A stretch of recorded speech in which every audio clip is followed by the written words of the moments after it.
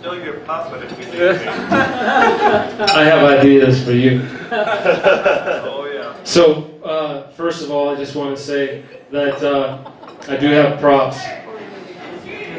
Props. Yeah, because last week, Deneen stepped up and memorized hers. So, tonight, I'm going to step up and read one.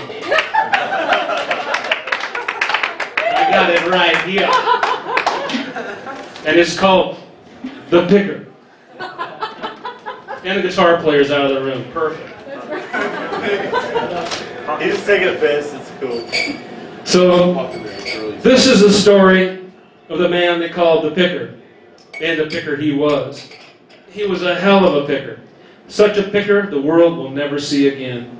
He hailed from the great berry fields of the Pacific Northwest, the heart of berry country, where the air hangs heavy with the sweet scent of ripe.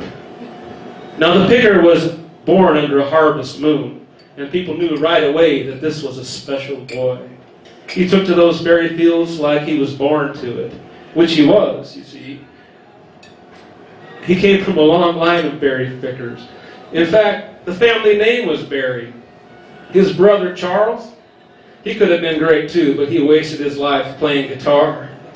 Shame about old Chuck. I guess you might have heard of him though. He did all right. Now, the picker was such a natural-born talent that his folks never thought to give him a real name. They just called him the Picker. He could pick with both hands and one foot, blindfolded. He could go into the heart of the nastiest blackberry bush, where the best berries are. Yeah, and come out with a bucket full of berries and not a scratch on it. Damnedest thing. You see, the berry bushes, they loved him as much as folks did. And folks did love him. They come from miles around to see him go at it. Especially the ladies. Because he always had something sweet to fill their pie. Now some people say the berry picker made a deal with the devil down in them berry briars. And that's how he came to be such a magical picker. I got no more to say about that. But one thing for sure, he bumped buckets with the best of them. Purple Thumb Peterson, Thorny Johnson, Cherry Pit Perkins, Muddy Bucket Monroe, Strawberry Jones, all greats in their own right, but none could match the picker. Sometimes those berry boys get together and have jam sessions, go on for days. But it was the picking where he really shone, and it didn't matter what kind of berry neither. Blue, black, straw, huckle, cran, rasp, elder, he mastered them all. Although some say he had a special fondness for the blues. Seems to be that the grapes burn out pretty quick, and the picker surely was great. With all that berry pie going around, you can't blame a man for developing a taste.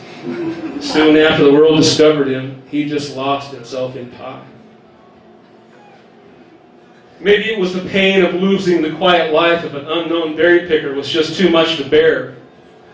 But soon his tongue and teeth were just purple all the time. The Knott's Berry Farm Rehab Center became a second home to him.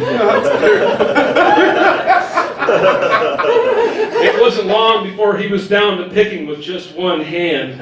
There were even some nasty rumors he was seen buying frozen strawberries.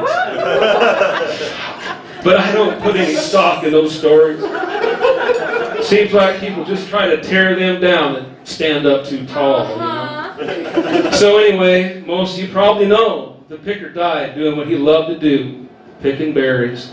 He'd snuck out of the rehab center, found a huge bush of ripe blackberries, and just went on in there and died. When they found him, he was leaning into that bush. Those thorny brambles was holding him up. Funny thing, they pulled him loose of those thorns, there wasn't a scratch on him. Damnedest thing. You can find him buried with those great pickers of his day up on Blueberry Hill. Well, those times are mostly gone now, but out there somewhere, under a harvest moon, there may come a child that hits the ground picking. And we know that wherever he is, the picker will be smiling.